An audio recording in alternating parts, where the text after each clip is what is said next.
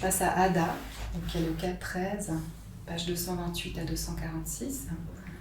Il s'agit de la description complète et détaillée d'une unique consultation thérapeutique avec une enfant de 8 ans qui est amenée parce qu'elle vole de manière compulsive. Elle présente aussi une énurésie nocturne, mais les parents semblent tolérer ce symptôme. Winnicott décrit que lorsqu'Ada ressort de la clinique, il s'opérait un changement tel que la mère le remarque immédiatement et que l'enfant n'a plus jamais volé depuis, avec un recul de 6 ans. Donc là, effectivement, c'est un peu l'intervention miracle. Voilà. Très efficace, le sauveur. C'est le contraire de Freud, où c'était tous les cas ne marchaient pas. C'était.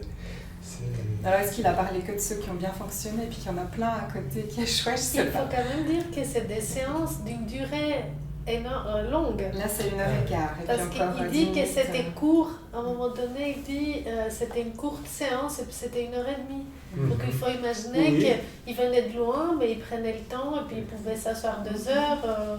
Facilement avec. Et oui, il faisait déjà des séances variables, mais dans le sens de plus long. Non, c'est pas comme les lacaniens qu'on fait, on va jusqu'à Paris, c'est aussi de très loin, puis nous ça pose 10 minutes. Il y en a plusieurs dans la journée après. Ça dépend. Tout aussi miraculeux. À chaque fois des minutes, ça fait, si tu comptes, ça fait 20 à 30 minutes la journée. Avec Jenny Lemoine, j'avais des séances oui, mais elle était un peu... avec 1h30. Elle était une exception. Où j'attendais avec impatience que la fin de la séance. Mais elle était une exception. Ouais. C'est pas comme ça. Oui, je m'explique. Donc pour Ada, c'est l'école qui avait signifié aux parents que les vols commis par leur fille devenaient préoccupants et menaçaient de renvoyer Ada de l'école. Elle habite trop loin pour qu'il puisse envisager un traitement plus long. Donc, ce qui le pousse à agir et tenter d'obtenir le maximum lors du premier entretien. Il la voit d'emblée seule, sans s'entretenir avec la mère qui l'accompagne. Il ne cherche pas un compte-rendu détaillé, mais que la patiente s'ouvre à lui à mesure que sa confiance grandit. Les conditions de la séance sont décrites, donc il est assis à une petite table avec Ada, et puis il y a des gens qui sont présents, il y a 2 travailleurs sociaux, psychiatriques, et puis un visiteur, on ne sait pas qui c'est, qui sont assis un peu plus loin, qui n'interviennent pas, mais qui sont présents. C'est ça, hein, c'est en présence d'autres personnes. Des gens comme ça qui assistent. Voilà. Donc le dialogue se noue ici autour de dessins libres qui se succèdent et dont le style évolue au fil de la séance. Dans la phase initiale de la consultation, Ada fait des dessins qu'il qualifie de pauvres, descriptifs, sans imagination. Elle raconte qu'elle a une sœur de 16 ans, un frère de 4 ans et demi, puis elle fait un premier dessin qui retient l'attention de Winnicott. C'est un crayon qu'elle souhaite corriger parce qu'il est un peu trop gros. Bon, donc là, il commence à dire qu'il s'abstient de toute interprétation dans ses consultations thérapeutiques, mais bon, il commente quand même en disant voilà, que ce qui lui vient à l'esprit, c'est un pénis en érection, une femme enceinte, enfin voilà, il va comme ça. Ça, il l'interprète dans sa tête. C'est ça, mais il l'écrit aussi. Et oui, dans sa tête, il partage avec nous. Il l'écrit, voilà, mais il ne le dit pas à l'enfant. C'est ça. À partir du 6e dessin d'Ada, et après que Winnicott lui a demandé s'il était capable de dessiner une personne, elle figure sa cousine, mais les mains cachées derrière le dos. Elle précise qu'elle ne peut pas dessiner les mains. Elle ne dit pas pourquoi. Il suppose tout de suite que la dissimulation des mains peut être reliée soit au thème du vol, soit à celui de la masturbation. Les 2 thèmes étant reliés, dans le sens que le vol peut être la mise en acte compulsionnelle d'une masturbation refoulée ou de fantasme pulsionnel. Ada rationalise, elle explique que la cousine cache un cadeau, et puis guidée par Winnicott, elle la redessine en train d'acheter ce cadeau en magasin. Mais à nouveau, les mains sont derrière le comptoir, on ne les voit pas. Donc là, il souligne aussi les thèmes significatifs de l'achat, qui est en général utilisé pour couvrir la compulsion à voler, et puis le don de cadeau, qui serait un peu une rationalisation pour cacher cette compulsion de vol. Donc il insiste auprès d'Ada, il lui dit qu'il aimerait bien voir la dame de dos, et puis elle, dans un mouvement d'identification, elle dessine une dame qui a de longs bras comme elle et qui porte la même robe qu'elle. Les doigts sont particulièrement gros sur le dessin. Donc ensuite il la questionne, et il continue un petit peu une conversation, donc il pose une question, elle dessine, lui pose une nouvelle question par rapport à ce dessin, puis il en arrive à investiguer la façon qu'elle a de s'endormir et puis ses rêves. Puis c'est là qu'elle raconte un cauchemar affreux qui l'avait plongé dans un état confusionnel aigu. Donc c'est je crois que sa famille s'échappe d'une maison qui va être inondée, et puis elle part précipitamment, en laissant quelque chose derrière elle, au fond. Donc Winnicott, il suppose que c'est le point culminant de l'entretien. Il écrit, page 236, c'est une sorte de moment capital où elle atteignit le fond de l'expérience qu'elle avait faite de la maladie mentale. Donc l'évocation de ce cauchemar clôt la phase intermédiaire du processus thérapeutique. Si son hypothèse est correcte, la fin de l'entretien peut être considérée comme l'image de la guérison de cet état confusionnel. Donc dans la phase finale, quand il termine la séance, Ada elle évoque spontanément un rêve de cambrioleur. Et puis elle dessine d'une façon beaucoup plus vigoureuse. Donc là encore, Winnicott il écrit « Elle semble comme poussée par une impulsion profonde et un besoin. On se sentait presque en contact avec ses pulsions inconscientes et la source de ses fantasmes. » Donc elle dessine un cambrioleur qui vole des bijoux à une dame riche pour les offrir à sa femme. Puis elle précise qu'il a pas assez de temps pour économiser, pour mettre de l'argent de côté. Donc Winnicott remarque une première fois la présence d'un nœud, je crois que c'est sur le collier que le cambrioleur vole à la dame riche. Et puis il dit tout de suite, voilà, ça c'est un symbole de refoulement. Une fois dénoué, ça va révéler quelque chose. Et puis il y a le nœud, il réapparaît sur les dessins suivants, puis il y a aussi des rideaux qui sont présents ou des voilages. Donc elle fait un dessin significatif qui traduit une dissociation, elle fait un jongleur avec d'un côté un rideau baissé et relevé par un nœud, et de l'autre un jongleur qui fait son numéro. Là, donc, il dit que c'est la figuration d'un relâchement de la censure, un lever de rideau sur le refoulé. Puis là, il s'autorise une intervention beaucoup plus active et lui demande « Est-ce qu'il t'arrive à toi aussi de voler ?» Là, elle réagit d'une façon double. Elle répond fermement non, puis en même temps, elle dessine un pommier avec 2 pommes. Puis là, il part dans l'interprétation et donc il nous indique d'abord qu'il suppose que ce dessin montre ce qui est derrière le rideau, la découverte des seins de la mère, qu'elle était cachée par les vêtements. Donc elle dit voilà, elle a réussi à symboliser sa déprivation. Et puis là, il interprète directement à Ada « Les rideaux, c'était la blouse de ta mère, et maintenant, tu es parvenue à atteindre ses seins. » Au fond, ça clôt la séance, presque. Il l'injecte là, comme ça. Parce que lorsque j'ai vu le dessin, moi j'ai vu 2 yeux. Et... On voit un pommier aussi. Voilà, chacun imagine une chose différente. Et lui, il a vu des seins. Voilà. Donc au fond, c'est comme ça qu'il termine un peu la séance avec cet enfant. Il lui laisse un petit peu le temps de refaire surface, elle joue un peu, puis ensuite elle part, puis il dit qu'elle est toute contente en partant. Et il s'entretient un tout petit moment avec la mère qui a attendu 1h15. Il prend 10 minutes avec elle. Puis là, on apprend qu'elle a eu un développement initial satisfaisant jusqu'à presque 5 ans, qu'elle a pris normalement la naissance de son frère quand elle avait 3 ans et demi, mais qu'elle a 4 ans et 9 mois quand il tombe gravement malade et il le restera. Je ne sais pas qu'est-ce que c'était cette maladie, mais enfin... Donc Ada, comme je l'ai dit tout à l'heure, elle avait été très maternée par sa grande sœur, puis à partir du moment où le frère est malade, elle lui porte toute son attention. Donc les parents mettent quelque temps à se rendre compte qu'elle a été gravement affectée par la perte de la sollicitude qui lui avait été témoignée par sa sœur jusque-là. Donc elle met 2 ans pour se remettre de la régression provoquée par la perte de la sœur mère, et c'est à cette période qu'elle se met à voler. Elle commence par voler des choses à sa mère, puis ensuite à l'école. Elle paraît incapable d'en faire l'aveu ou de se rendre compte de la signification de ses vols. Elle a aussi d'autres symptômes qui apparaissent en même temps que sa compulsion de vol. Elle peine à se concentrer à l'école, elle a des sortes de tics, elle se mouche continuellement, puis elle grossit aussi. Ça, il le met aussi en lien avec le crayon dessiné trop gros. Bon. Donc, voilà, elle a souffert d'une déprivation relative en dépit d'un climat familial satisfaisant. Et puis, quand elle commence à retrouver un sentiment de sécurité, elle se met à voler dans une pulsion un peu dissociée comme ça. Moi, je comprends pas très bien. Il a l'air de dire qu'elle va mieux, puis après elle se met à voler. Je trouve que c'est pas... Il faut d'abord qu'elle aille mieux, qu'il y ait une naissance de l'espoir, hein, quelque part. C'est comme ça qu'elle renaisse à la vie. Puis c'est au moment où elle va un peu mieux, généralement, qu'elle vole, mais c'est un signe qui signe qu'elle va pas. Le vol, c'est une solution pour retrouver l'état antérieur. C'est ça. C'est comme ça qu'il explique, en tout cas. Ouais, moi, suis pas très convaincu par la choqué, tu es d'abord sidéré quand tu es traumatisé, tu es choqué, puis après il y a un moment où tu réalises tout ce qui s'est passé, et là tu es en état de revendiquer ce que de chercher une solution peut-être. C'est qu'on t'a privé. Oui, le vol, c'est la recherche de sang perdu. Non, mais merci, ça j'ai bien compris, mais je suis pas très convaincu par la manière dont il amène la chose. Oui, c'est la question de la sœur, pas de la mère. C'est surinterprété de toute façon. Je trouve qu'il y a des trous. C'est surinterprété.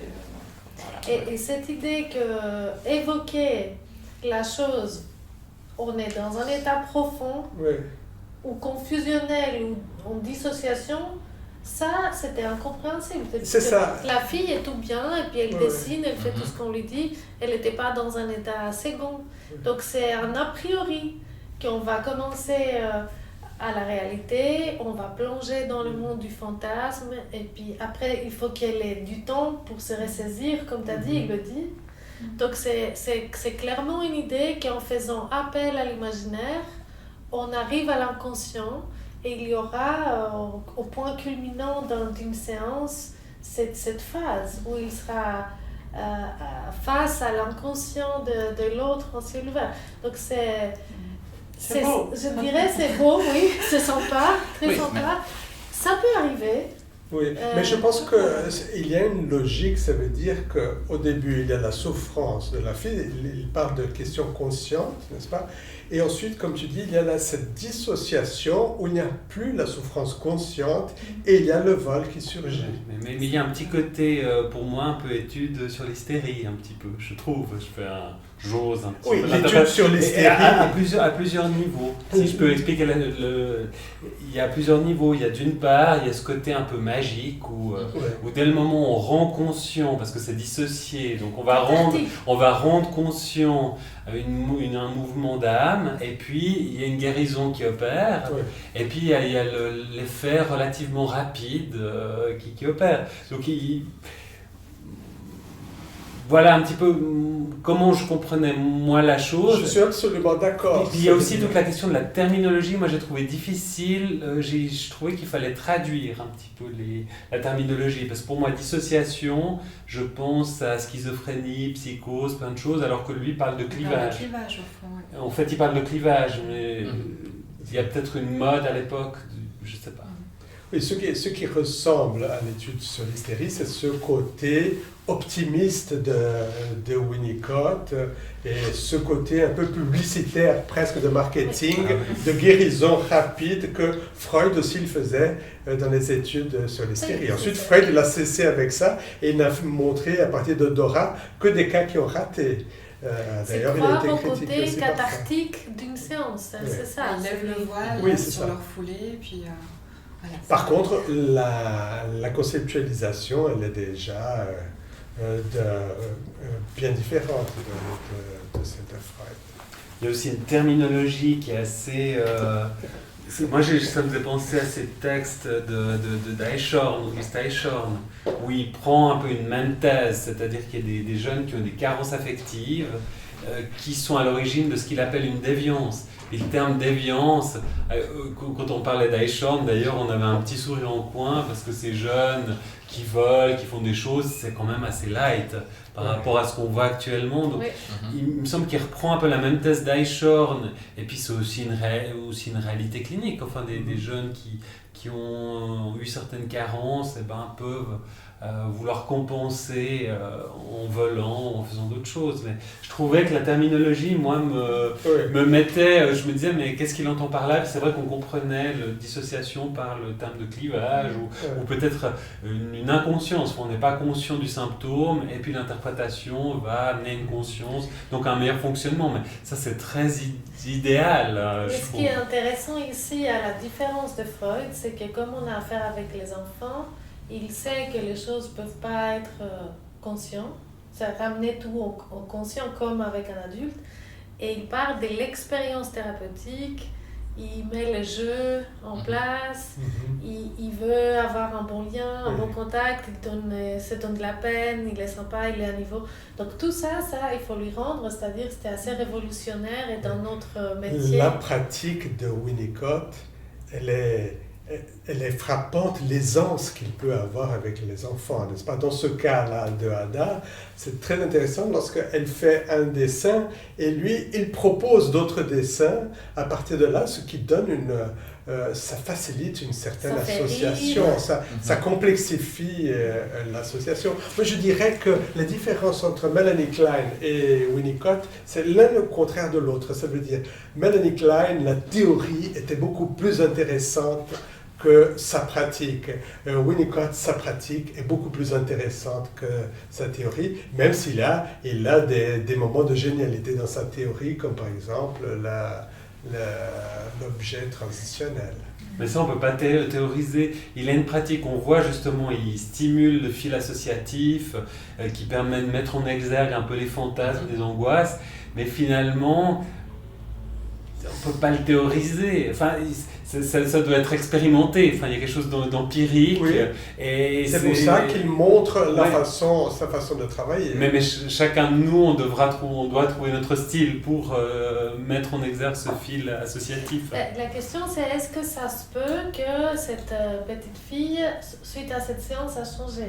Puis c'est là où il faut lui donner un petit peu. Bien sûr, c'est pas miraculeux, ça fonctionne pas. Mais est-ce qu'une expérience faite peut avoir cet effet? Parce que parler de la thérapie comme une expérience faite, ou faire l'expérience, ou être dans l'expérience, ce mot revient. C'est ça que moi je trouvais sympa. Parce que jusque-là, c'était assez, à la Brecht, quoi.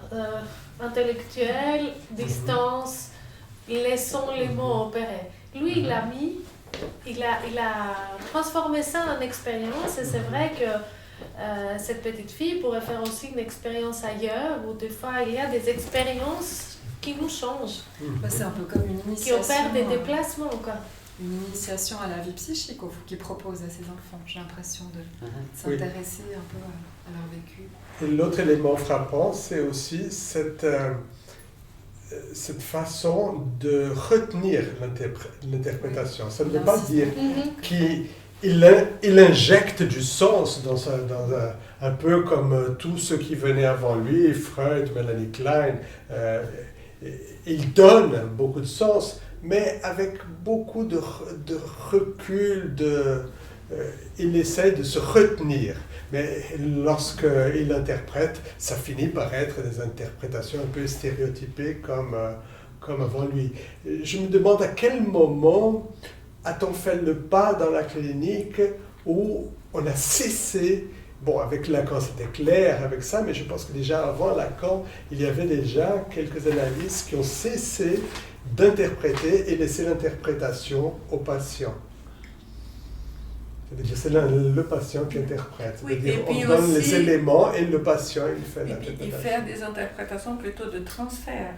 C'est-à-dire qu'avec les enfants, ce qui marche beaucoup, en tout cas dans ma pratique, même si j'ai arrêté, c'était l'interprétation de transfert, c'est-à-dire l'interprétation de la relation qui est en train de s'établir à ce moment. Soit à travers un jeu, soit à travers une discussion. Ça c'était l'éclat. Parce que c'est... L'éclat faisait ça. Oui, c'est ici et maintenant. Oui, mais pas avec la violence, l'interprétation de la haine, tout ça. S'il y a un mouvement agressif, etc., on peut essayer, mais disons qu'avec moins d'association, parce qu'elle faisait l'interprétation du transfert, mais avec un associant, tu penses que, puis elle mettait beaucoup de choses imaginaires, tu penses le pénis de papa est travers ta gorge, des trucs comme ça. Enfin, moi j'exagère, mais il y avait des choses comme ça aussi.